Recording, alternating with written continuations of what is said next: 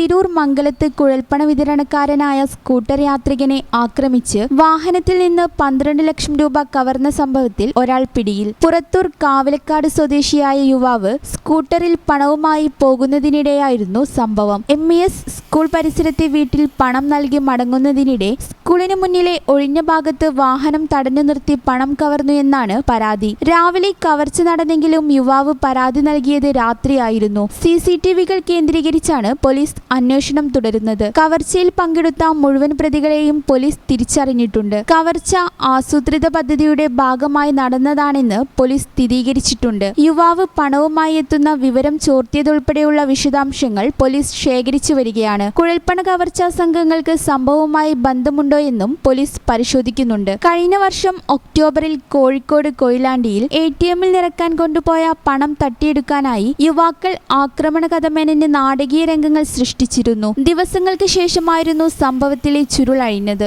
ശാസ്ത്രീയ അന്വേഷണത്തിലൂടെയായിരുന്നു വ്യാജകഥ പോലീസ് പൊളിച്ചടുക്കിയത്. മംഗലത്തേതും സമാന സംഭവമാണോ എന്ന് ഒരു വേള പോലീസ് സംശയിച്ചിരുന്നു. അറസ്റ്റിലായ സുഹൈദിനെ കോടതിയിൽ ഹാജരാക്കി റിമാൻഡ് ചെയ്തു. ഈ ചാനൽ ന്യൂസ് തിരൂർ.